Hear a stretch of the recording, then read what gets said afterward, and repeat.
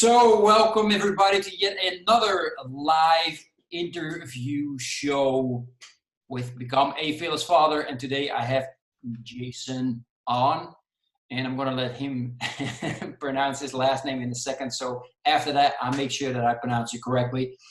Anyway, it's going to be special. It's the first time that I'm going to talk about topics like autism and ADHD, and I'm really looking forward to it because as a father that has two children that are normal, if you can say that, I am really interested in this topic because I think it's something that is not being talked enough about, as Jason probably is going to be able to comment more about and should be. And I'm very excited. So, Jason, let's start off right away, man. What's a dad's life look like with a kid that has autism and ADHD? Well, I would really say it's quite a journey, and we find out about that our son have autism ADHD when we were living in Japan back in 2013. So that's almost 6 years ago. And in the beginning, I think personally, I was really in denial in the first, I would say, a year or so, and I think that's pretty common, but based on all the other parents that we talk to. So yeah, but right now I think he's definitely doing a lot better, and we have our own journey that we are going through, and because when we first heard about his diagnosis when we were living in Japan, we just couldn't find a lot of help and support. And that's why we decided to move back to the state 3 years ago, trying to find additional support for him so we can make sure he can be successful in his own way. And so far, I think we have made a good choice so far. We have been seeing a lot of improvement in his behaviors and other issues, and he's doing a lot better in school compared to before as well. So that's awesome. And what is it like? How does it change you as a father? Like, what does it mean that your kid, like, what is autism? What is ADHD for those that don't completely understand what that does to a kid? How different is your son, right? Your son from my son. Well, I think I could not give a generic answer because every kid is different, and even with autism, it's really a spectrum. So it depends on the kid. Okay. Like my son doesn't learn how to speak until he's 6.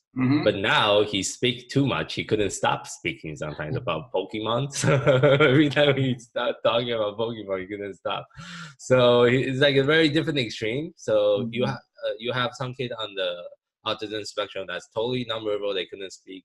Then you have another extreme is also called Asperger's syndrome.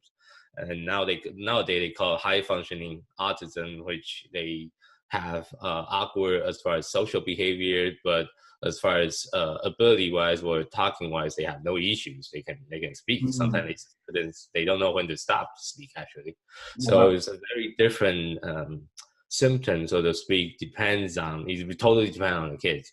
And a lot of the very common symptoms that most of the kids on the autism spectrum usually have is definitely sleep issues, anxiety issues, attention issues, or sensory issues. Those 4 issues are the most common one, but doesn't mean that everyone on the spectrum have all 4. Some, like for my son, he have mostly attention issues right now. He doesn't have too much of anxiety issues, fortunately, and he doesn't have too much of sensory issues compared to other kids on the spectrum. So. My thought is like, which kid at like 3, 4, 5, maybe younger, has the capacity to focus and concentrate for a lot of time, right?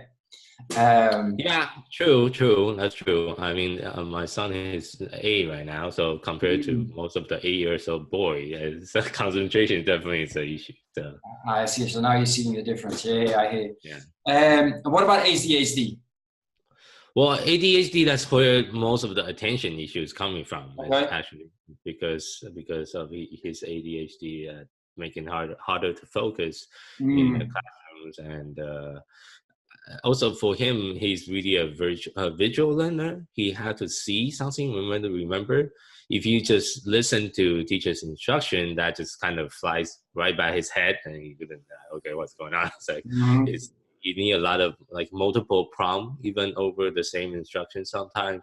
Both listen to it once, and also see it, and also just need to have to repeat it a couple of times. So.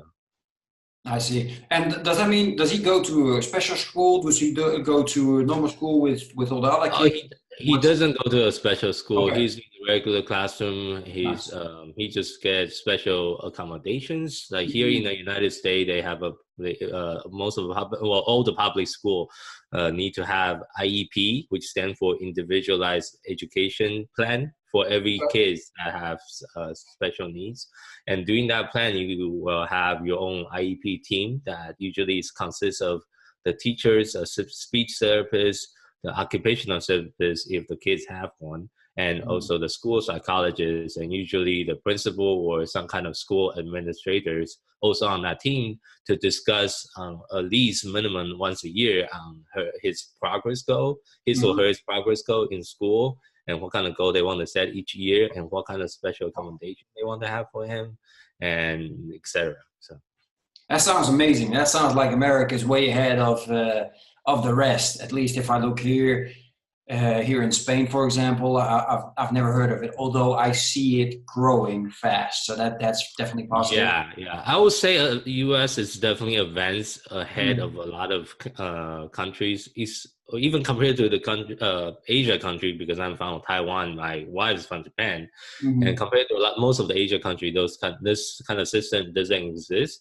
Even so, with this system, it's still not perfect. It still have a lot of issues. It still have sometimes it depends on who you have on the team. You can have a goal, but it's not being implemented correctly sometimes. So you still have its own issues and struggles, but I think just by having the system itself, it's already a huge difference compared to a lot of other countries outside of the US. So exactly. And then you turned having a harder time, like having a child with autism and ADHD completely around and made it in something such, so positive that you turn this into LakiKid, and you're trying to raise more awareness, create a community where you can help other parents that have similar issues and do not, like you guys, do not know where to go. And that's absolutely amazing. So we're going to talk about that a little bit more throughout this live interview. But first of all, share us a little bit about your background story. Who is Jason?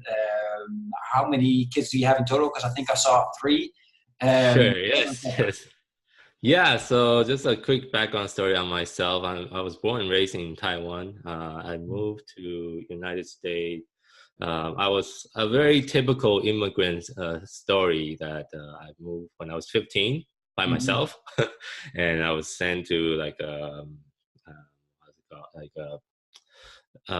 my family's friend's house. I was staying there. I was studying. I went to high school and college in California.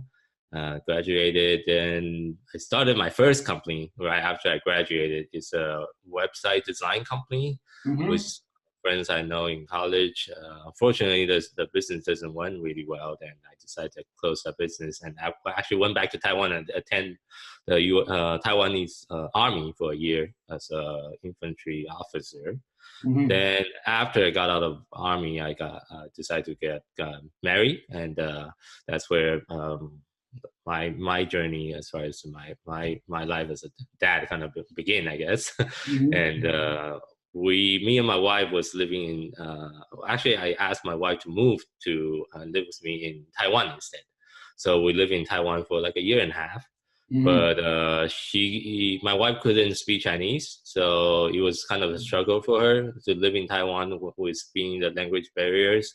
So we decided to move to Japan instead. So and that's where we got, my son was actually born in Taiwan, but he didn't get his diagnosis with autism ADHD until we were living in Japan. So the funny story is, like I say, like you mentioned, we have 3 kids. So my oldest right now is 8. My daughter, she's 5, and my youngest, she is 1. So I have 3 kids. And all three kids are actually born in different countries. So Wow. my son was born in Taiwan. My first daughter is born in Japan. My second daughter is born in US. So they all have different different passport. Actually, my son has 3 passports. So it's kind of funny. Wow. So yeah, so that's kind of how the journey I've been going through so far. And like I mentioned in the beginning of the show, is because of the diagnosis, because of the issue we're facing in Japan, that's why we decided to move to the United States, and that's why we are here now. So Exactly. So you made like a huge change in your life for the better of your kid, which is, in my opinion, absolutely amazing and inspiring. And hopefully any dad would do this for their kids, because that's pretty much saying, look, we pick up everything and we're going to go away for our kids to make sure that, you know, he can have a great life. So yeah. what's the consensus in regards to ADHD? Because I don't know if you've seen his book. It's written by Dean Gray. No? So he is saying in his book that he has ADHD, right? And in the schools, they had a hard time with him. And he had a hard time with learning, like you just mentioned. I was very interested in, it clicked with the book when you said like he learns visually, and that's what Dean is saying. Yeah, the other thing I forgot to mention, I actually have ADD myself. Okay. Which I just recently find out because I was doing so much study on my son, and pretty much all the symptoms and all the check box, I check 9 out of the 10 boxes myself. Okay. Look into it, the more I realize, okay, my son is just almost like a copy of me. Like so that's kind of funny that you just read a book on that too. Yeah, so, no, he's talking about it because he has ADHD, and he actually used it to help him to get where he is now. And he is, I mean, he's immensely successful and multi-millionaire. So I definitely recommend that book, anybody. Maybe it helps you extra inspiring, you know, and sometimes. Yeah, actually, it's funny you mentioned that because I was recently just reading an article. I forgot where I read it, but it's talking about how a lot of people with ADHD turned to become entrepreneurs because they couldn't stay in their desk. Exactly. Focus on the standing in front of a computer for 8 hours a day. That just doesn't work with someone have ADD or ADHD. So. That's why most of them become entrepreneurs. So. Exactly. And the same for being a kid, right? I mean, kids sit so much time in their seats listening to a professor or a teacher or whatever, right? And I don't think any kid can. But if you have ADHD, that's even worse. And then I think what I heard from him, like he would get in trouble because he couldn't sit still. Yeah, that's really common, yes. Okay, and that's why we're so happy to have guys like you that are trying to create awareness. So hopefully everybody's listening, because that's what we want, right? Create awareness, have people understand that it's okay. Now, also on the other hand, and I want to ask you for your experience, I have the feeling that now, real quickly, young kids get just a stamp real quick on ADHD, right? Because they are a little impatient, which I find normal. What's your experience with that? Are parents coming to you and saying like, oh yeah, my kid has been diagnosed with ADHD, and in the end you're like, nah, not so much? Well, I don't have a medical background, so I cannot give medical advice. This is disclaimer here. But I think as a parent, sometimes it definitely is a struggle, and usually it's the other way around. Is people find out too late. Usually it's not like you find out too early and it's not ADHD. It's usually the other way around. Like for me, I didn't find out when I was like 35 or something. So, so it's usually people doesn't realize they have something different about them until much later, because the awareness and the understanding just not quite there. I mean, people feel like, that I have problem focusing in school, and I think about 5 or 10 different things all at one time, and I guess that's common for everyone, but that's actually not common for everyone.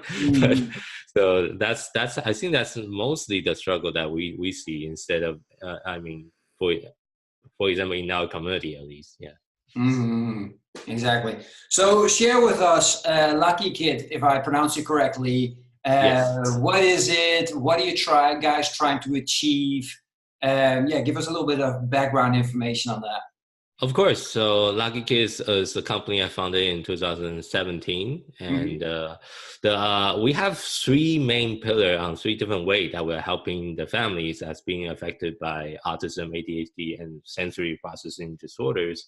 And first way is we have an online parent support group for the parents that is facing the challenges that come with the autism spectrums. And currently we have about 1,200 members, and we're still trying to increase our membership size. And but I think it's more than how much people we have in the group, is how active are the members in the group. So currently, out of the 1,200 members, 1,100 is actually active, because Facebook tells you the data on how many people is actually active on a daily basis. So that means that over 90% of people in the group that's super active, which is a good sign. That means we are doing something right here. And the second way we are helping the families that's affected by those issues is we also do a weekly talk show, like the one we are doing right now. So we interview teachers, therapists, or even other different businesses owners that's making an impact in the special needs communities by having them sharing their advice, their so different strategies on how to cope with different issues. Then we do it on Facebook Live, of course, like we're doing right now. Then we also on YouTube. We're also on podcasts like iTunes, Stitcher, Google Play. We're also on Amazon Live as well. So yeah, so that's the second way that we do of us giving back to the communities. And the lastly, the last way is we design different products. So currently we have 7 different products. We have 3 product line. We have flexible seating product line. Those are set of different products that we designed to use mostly in the classroom, but you can use at home as well. That help kids mostly with attention issue, but you could also use kids that is neurotypicals that it help kids to focus on tasks by not using medication. So the other very common issue that the parents that have kids with ADHD usually face is they will try to put the kids on medications. There's a lot of different medications that you can help the kids to focus. But the other thing with the issue with that is every medication have a side effect, and you can be addicted to the medication as well. So I personally, we don't give any medication to our son for his ADHD issues. Nice. I'm just a huge advocate for not using a medication myself. So of course that's again, I don't have a medical background, so this is just my personal belief. But that's why we create products that can help the kids to fidget, to focus without using medications. And then the second product line we have is a different weighted product that we can the kids can use, especially for kids with sensory issues. The weighted product actually is called D-Touch Pressure, that really help kids with anxieties, and it help kids with different sensory challenges to help them with the symptoms. And lastly, we have a product line. It's called Fine Motors. That we only have one product in there right now, but it's product that help kids with fine motor skills, usually with their fingers. We have a product called Fidget Marble Maze that kids can use to help them with fine motor skills. So, and we are actually launching another new product next month on Kickstarter. And this is a product that this is our own unique design. We are filing a patent for it. So it's a weighted lap pad that kids can write on using a water pen. So in the traditional weighted lap pad, it's just a weighted lap pad that that you can put on your lap, but we make it more fun and more entertaining by redesigning the entire product concept into something. It's like a creative canvas that kids can write on and interact with. And once the water dry out, it returns to the original colors as well. So we think that's going to be more fun. And this is a feedback we got from the parents within our communities that's why we decided to develop and design this product. And this product is actually a funny backstory about this product is this product was also created because of our partnership with Culture City. So Culture City is a large nonprofit organization in the United States. They have multiple different programs that help families on the autism spectrums or the family affected by sensory processing disorders. So one of the biggest programs they have that which we are partnering or in collaboration with them is called Sensory Inclusive. So in that program, they have 220 locations across the United States right now. So in the program, they have locations like NBA stadiums, football stadiums, baseball stadiums, aquariums, and zoo. They also are in a few airports. And I think they just got into MGM Grand in Las Vegas as well. So the program, the idea is to first empower the people, the staff, and educate the staff about the sensory issue that a lot of people on the spectrums and with sensory challenges face. Then they go in and provide items to help the people attending those public, like watching an NBA game, for example. First of all, in the NBA environment, it's really loud, is a lot of sensory input, a lot of light, a lot of noise, a lot of smell, and a lot of people with autism on the autism spectrum or sensory challenges, they couldn't handle that much of sensory input. So the way they do that is they will provide a sensory bag. So inside the sensory bag, they have a noise canceling headphones. They have a weighted lap pad. They have other different STEAM toys that the people can use to help them with overcoming those challenges. And at the end of the day, if people still, or the kids still couldn't handle that, they also build those a sensory room. So it's like a 100% quiet room that the people can go to decompress, to self-regulate, and to calm themselves down if all the item they provide is not enough. So that's kind of the program, and our latest writable weighted lap is also going to be using their program once everything is live and we finish the production. So. Fantastic. I'm enjoying this, Jason. It's a complete new world for me. It's opening. I had no idea about all of this, so I really appreciate you sharing that, because in the end, I'm trying to reach all those fathers in different areas so they can also open their minds, and you helping out with this so much. So I appreciate you sharing that. And of course, before I forget, you say next month you're going to start the Kickstarter. Make sure to share the link so we can share that with everybody else. Any little help that we can give you, it would be our pleasure, of course. So let me ask you this, because I had the feeling, and correct me if I'm wrong, but you have this business set up with your wife. Is that correct?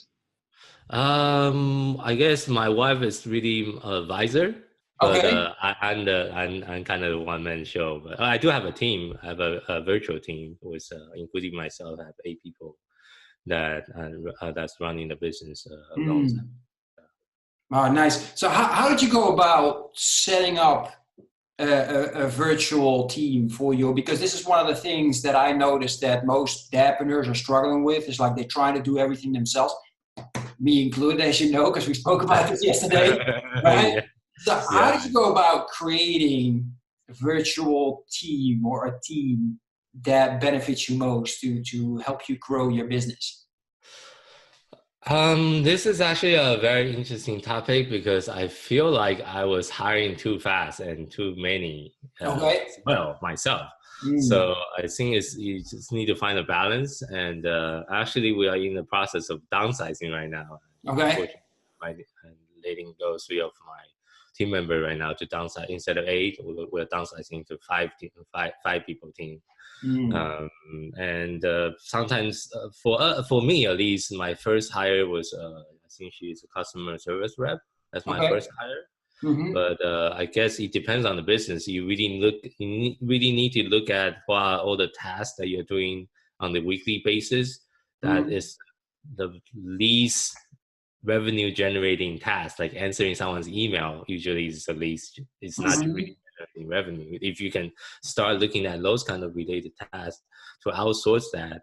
And the other thing I think you need to look at is like, what are the things that you are not really good at?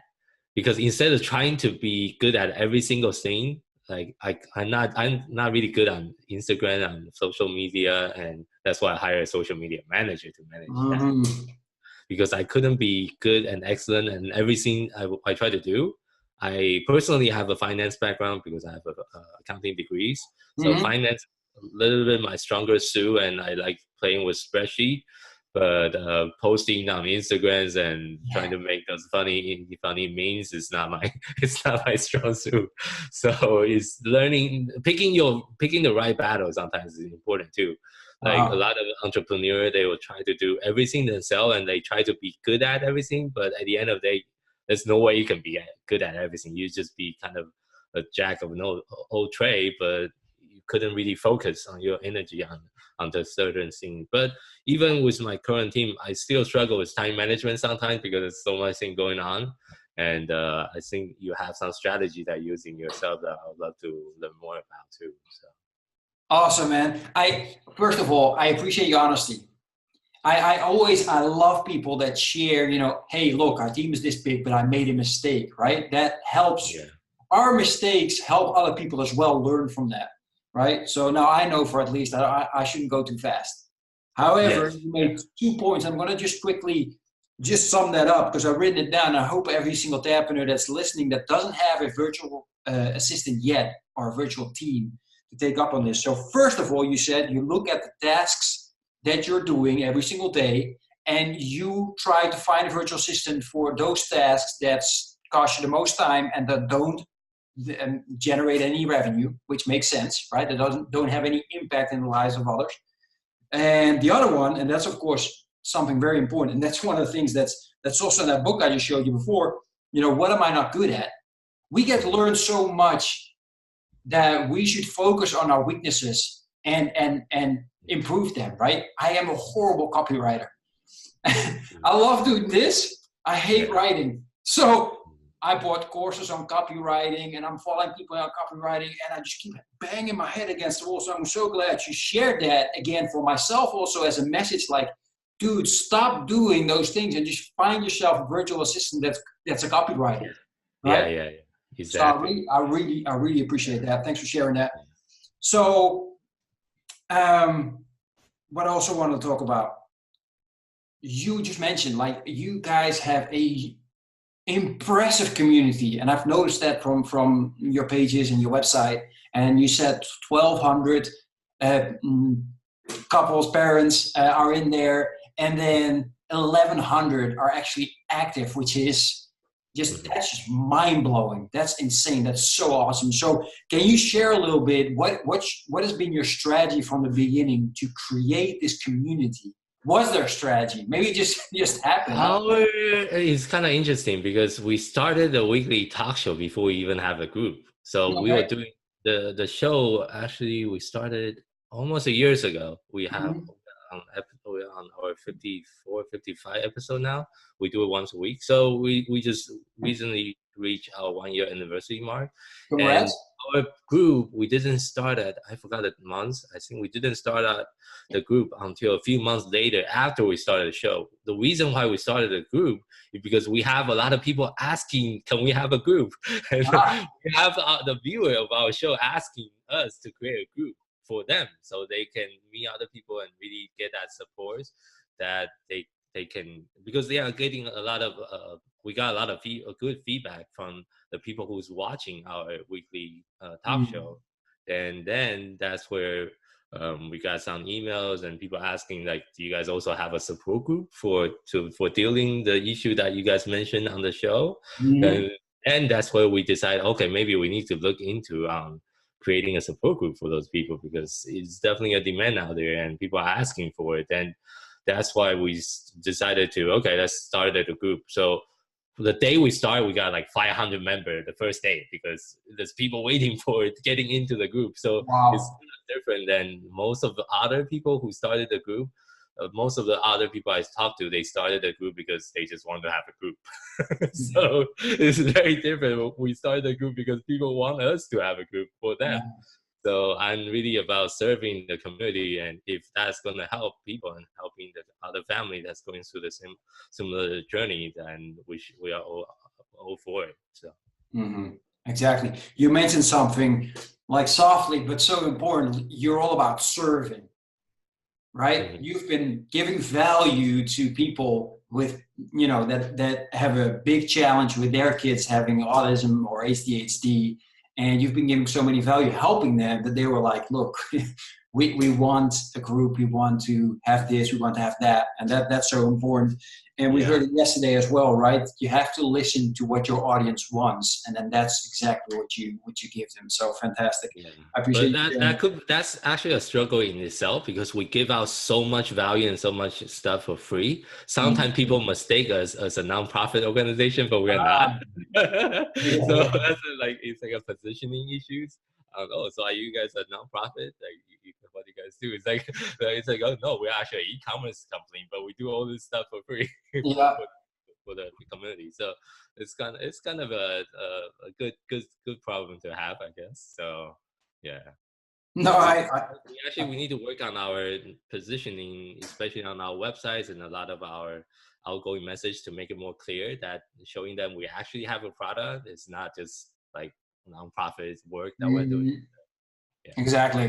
Yeah, I hear where you're coming from. And I have a business besides Become a Fearless Father. It's on Muay Thai trainings online, and I have the same issue. I mean, people are enjoying what we give for free, and then after that, it's crickets. So I know where you're coming from. It's what you say. It's a great struggle to have, and as long as we enjoy walking that path, then that's and walking the path of seeing that it's growing, because if not, then there's an issue there. Of course. But I'm huge. I really believe I feel like, even so I'm not religious, but I feel like everything happened for a reason. Mm-hmm. So I think the reason why my son is into my life is for me to do the thing I'm doing right now, to help other families through my unique abilities, that I have the willpower to create something like the communities and the thing we're doing. And if my son didn't come into my life, this company would never started. I would not even be living in the United States right now, because if not for my son have the autism ADHD spectrum. So I believe everything happened for a reason, and I truly believe like this is my true calling. Like this is, someone that, of course, if you want to call it God or something, I'm not Christians, but I believe someone out there is calling me to do this, and I really believe on the thing I can do. And my long-term vision for the company is not just for the people in the United States, but a lot of family in Asia. The help and the support that we are providing right now is truly needed. To give you an example, when we live in Tokyo, when my son first got diagnosis, Tokyo is the largest metropolitan area in the world. Pretty much, they have like 10 million people living in the small city. We can only find 3 therapy centers in the entire Tokyo metropolitan. Well, that's like 6 years ago. I don't know why it's happening right now, but back then we can only find 3. Compare, just imagine how many family living in Tokyo that's looking for the thing that we are looking for our son, that just couldn't get in because there's not enough help. They couldn't get the help from the private sector. They couldn't get the help from the school.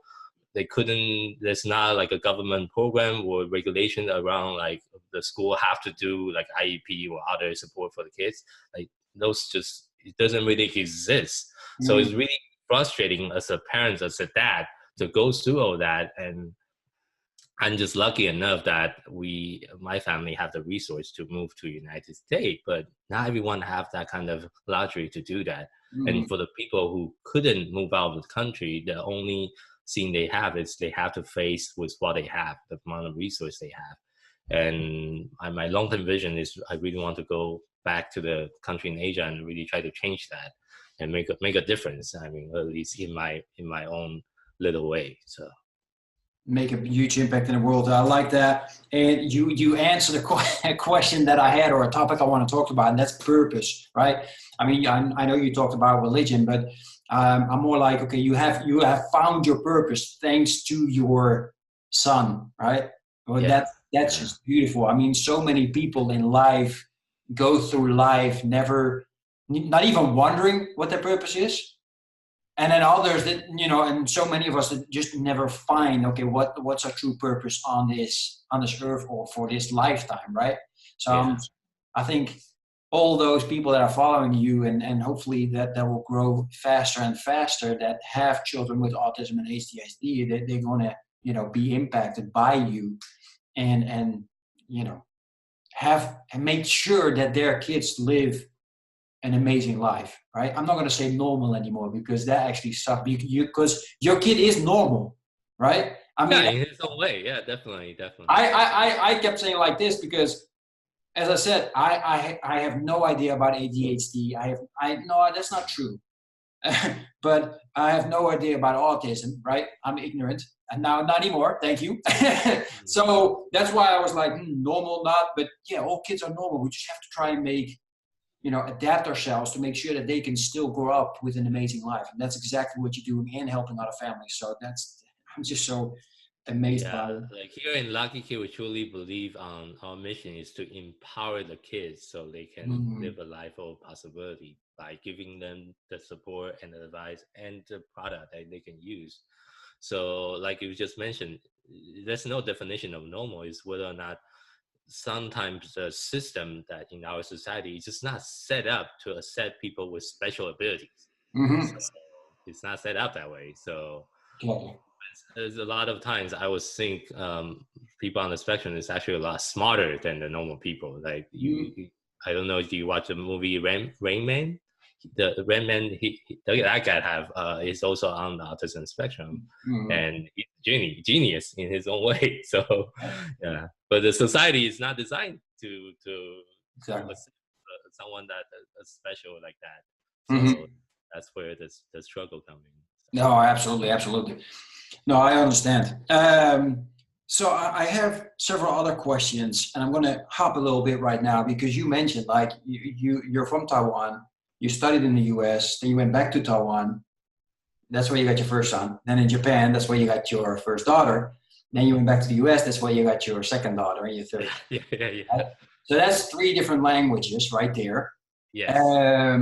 I love to talk about languages because I'm Dutch. I live in Spain. I've studied English. I've actually studied in the US. I also speak some German. And we got a structure of teaching our kids different languages. I'm just wondering, are you guys focused on this? Are you talking Chinese, for example, in the house, or Japanese, or is it just purely focused on English since you're in the US at the moment? In the house, because my wife speaks only Japanese to the kid, so all the kids can speak Japanese. Unfortunately, we haven't been teaching them Chinese yet, so it's Japanese and English right now. So. Wow. But still, man, they're going to have such an amazing advantage above every other. Well, I think about 80% of all the kids out there, because, you know, I've noticed in England or in England, the US, Germany, France, those countries, they're so stuck on just their own language and so proud of it that they forget to, you know, there's so many more languages out there in the world that would be very beneficial to learn. So you mentioned your tactic pretty much is your wife at home just speaks Japanese with the kids, right? Yes. Yeah. And then after that, they learn English in school. That's awesome. Yes. Yep. Yeah. I like that strategy. Thank you for sharing that. Now, I also saw that you had a public speaking gig 2 days ago. Yes. On Tuesday. Yeah, I was speaking in the tech conference in Seattle. So it's like it's called New Tech, and they do this event once a month in different locations in the Seattle areas. And I was fortunate enough to get invited to speak as a speaker, and just talking about our companies and different things that we're doing on the technology end. How to build the topic of my talk is actually about how to build a digital tribe. So which is exactly what we just talked about, building a community online, and how to utilize different techniques and how to utilize different social media to do that. So exactly. So I'm wondering, because not that many people can speak publicly. A lot of people can, but are afraid, right?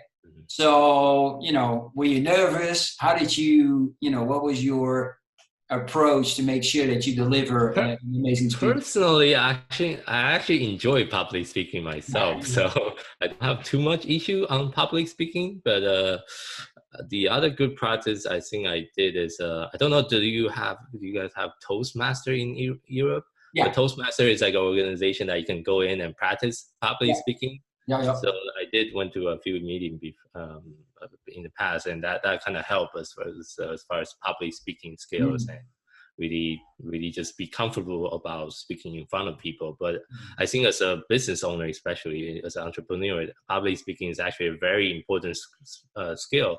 Like even like the thing you are doing right now, it is public speaking, even so you're in front of a computer, but on the other end of that screen, there's someone listening, there's someone watching. That is the same idea. So yeah, no, I know where you're coming from, but at the same time, it's not like you got eyes actually looking at you. I can see you, so I can see your response, and we already talked, so there's no nervousness. There's a bond there, right? But with audience of people that you don't know, and you have no idea how they're going to respond or react to your to your speech, right? Yeah. I mean, I can speak publicly, and I've done it, but still, that I can understand that would make a lot of people nervous, like, or being a comedian or being a musician, right? Standing there, performing, and then maybe only crickets, or maybe even the worst thing that can happen is they boo or whatever. Yeah, whatever can happen, right? So I can understand that would go through your head. So you try to work on those kind of things, and as you mentioned, that's of course great advice. If you are afraid of public speaking, then try to find like a Toastmasters where you can practice, because practice in the end is what makes us not perfect, it makes us better, right? Yes. That's great advice. So through everything that happened to you, and now as a dad of three, right? What's your philosophy, or what's your thought on what does it mean to be a father? What is fatherhood to you? Oh, that's a really deep question. I think I'm not really doing a good job. Sometimes I feel like sometimes I'm spending time with my kid, but mentally I'm thinking about my business. So that sometimes I need to really make the separation between, because I work from home a lot of times. So that sometimes it's hard to make that distinction between, so this is actually family time, this is business time, this is personal time. It's all kind of mingled together. So like having that extension, I guess, when I'm spending time with a kid, I just need to make sure I'm really mentally focusing on the kid. And sometimes I still struggle with that. I guess it's also because I have ADHD. I just think about too many things at one time. But I guess being a father to me is just trying to be there when the kids doing because in the kids' life they have different milestones. So trying to be there in their different milestones, I think is also very important. And just trying to be a role model, I guess. And personally, my parents is also entrepreneur. My parents have a telecommunication business. They design and sell like phone systems, and so I grew up in entrepreneur families, and that's where I got my entrepreneur itch and try to start my own company as well. I think it's also from the influence from my father. But the thing about that is I feel like because my parents were so focusing on their business, they started business before I was born, and they still have the business even to this day. And as a young kid, I feel like I wasn't really connected with my parents because they spend so much time on their business. I don't really see them as much. That's kind of a little bit of a regret of my personally growing up. So I really don't want to have that same regret for my kid. So even so I'm running a business, I still want to make sure I spend more time with them. And the time I'm spending with them need to be more focusing on them than thinking about something else. And the other thing, I think that's really common. Like you will see those family going out to a playground or to eat, but all the parents on their cell phone. It's like, I'm guilty of doing that myself sometimes, but you're just the parents is not really engaged, even so they are spending time with the kids, but they are actually spending time on Facebook. So what is the point? What's the point of having a quality family time when all you are spending is just looking at your devices? And 5 years, 10 years later, the kids will actually remember that too. So that's another thing I think that's really important, is just to have a quality times with your kids while you're with them. So. Yeah, no, I truly understand where you're coming from. I actually was making a mistake of not having my phone with a book. So I would take my book, right? And I would be reading my book while my kids are playing in the playground. And then I thought actually but then I'm saying to people like, hey, why are you bringing your phone to the playground when you were I start thinking, wait a minute. I mean, it's better. I'm learning, but at the same time, I'm still doing the same thing. I'm not. Yeah, it's still disconnected. Yeah. So I was like, okay, stop. No more. I'm not bringing my phone. I'm not bringing any more books. And I must say, I'm enjoying it more. Now, I got to tell you a funny story, real short. I actually saw, because you just mentioned, right? This is a time, like you got young kids, so this is a time that you should enjoy it. And 5-10 years from now, that family time, the way it is now, might not be the same. And it's exactly like that, because we went to the to Warner Amusement Park on last Sunday, and there was a couple, and they had a younger daughter and an older son, and I think the son was like 13. They were enjoying their time with the daughter, and the son was on his phone. Like, wow, that's like at a certain age, apparently that turns around, and then the kid turns around. Yeah. So that makes it even more important that now is the time to really be focused. So yeah, perfect, man. And again, I love your honesty in regards to pointing out your flaws as well, right? We're all human, make mistakes, and plus your struggle with time management and keep thinking about your business. That is so normal. There's not a dadpreneur that is starting out that is actually in the same boat as you are, this guy included, right? And it's because we're so passionate, right? We want to make an impact. So normal that our brain just goes the whole time. Yeah. Unfortunately, of course, or fortunately, of course, we have kids, and once we switch that a little bit, they help us to disconnect, which is also very important. So great, man. I really enjoy you sharing that. We still got some time. That's awesome. I'm wondering, man, what are you doing yourself? Because you do tons of stuff. You got a couple of virtual assistants that are doing tons of stuff for you, making your business grow and grow. What are you still doing? Because I saw, for example, a picture with Owen Hemseth, right? Meaning that, you're learning from him about video and stuff like that. Oh, yeah. What are some of the things or some of the tips that you can give other dadpreneurs out there to make sure that you keep growing in regards to your own knowledge and keep improving your business? Actually, there's one more thing I forgot to mention. I still have a full-time job. This is my this is my part-time gig. So I still have a full-time job. I'm going to from 9 to 5, and I'm trying to build this business on the side with the family, with the kids. So I think that's really common for a lot of the dad that want to start. Absolutely. And for me, I'm the only breadwinner. I mean, my wife is not working because we have 3 kids. She kind of because if she go back to work, we actually need to pay more on childcare than her salary. I mean, it's very expensive in the United States to have a childcare and to go to daycare and stuff. So I just want to point that out to make so I'm not. I'm in the position, and a lot of the audience that's listening is trying to make something happen on top of my full-time job, so I can get out of my full-time job and do this full-time.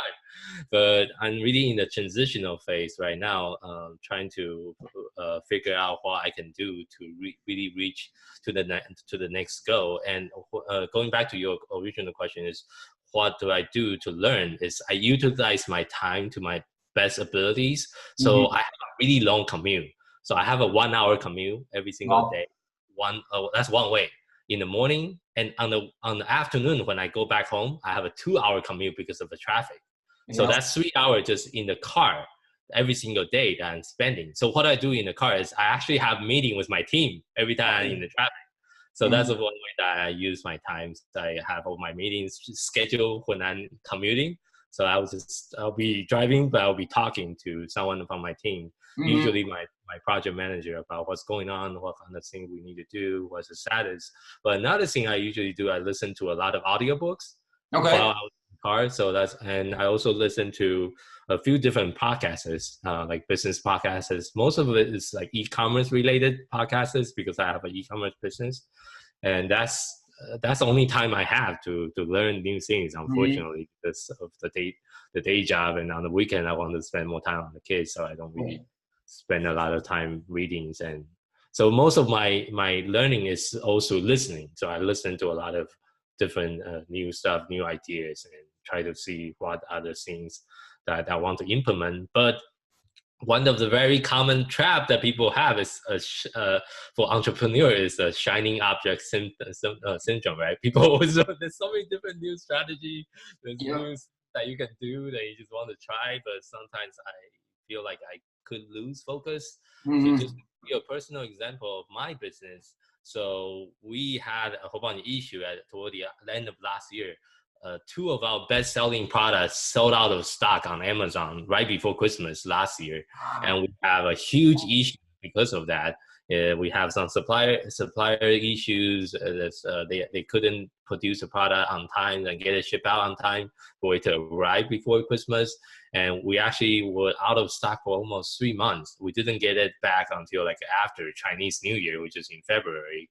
So that's a huge gap, and we lost a lot of money. So we lost a lot of momentum, especially on Amazon. It's once you out of stock, you lose like a lot of momentum, and you really need to almost restart in a lot of aspects when you're selling on Amazon. So even to this day in April, we are still our sales velocity wasn't in our best time last year. Our best selling product was selling like 15 units a day. Right now we're selling like 5 a day because I'm still struggling and trying to kind of catch up and recover. And see, going back to this shiny object issue is because we're doing so many things outside of Amazon's channels. Like we're trying to build our Shopify store. We're trying to do a lot of Facebook advertising, Google advertising, and try to play with all that. Then we kind of lose focus on Amazon and lose focus of our fundamental basic of trying to make sure our supply chain is in place and trying to make sure we can get the product on time. And that is where I feel like it's kind of a mistake on my end, not putting enough focusing on our fundamentals and trying too many new things at one time. Then we kind of lose focus on what's really making a difference in the business, and that's kind of leading up to the issue and the struggle we are facing right now. So going forward for 2019, I really want to downsize my teams and also refocusing on what is really matters, because it's going back to the 80-20 rule. 20% of what you do actually bring in 80% of the revenue for the business, but sometimes people get, or even myself, I lose what exactly is the most important 20% I should be focusing on. And I just go out and start trying all this different stuff, but it's not really making a huge difference in the business. And just go out and try different things, then it can have a negative impact on the business as well. So. Absolutely. Yeah, that's a great insight to share with entrepreneurs in general, something that I'm still also guilty of, right? Somebody else that comes by and has this great strategy of improving whatever it is, right? Yeah, and then all of a sudden, instead of focusing on what you had on your list, it's like you just focus on that. You're like, why is nothing moving forward? It's like because you're not focusing on what you were focusing on. So yeah, man, that's great advice. So you mentioned like you listen a lot to audiobooks. What have been the like maybe 1, 2, 3 best audiobooks that have made like a true impact? My best recommendation for anyone who is building a brand out there is a book called Story Brand. And Story Brand is a book they talk about how you need to approach your business as like almost writing a script for a movie. So you need to imagine your buyer or your customer as a hero in the movie.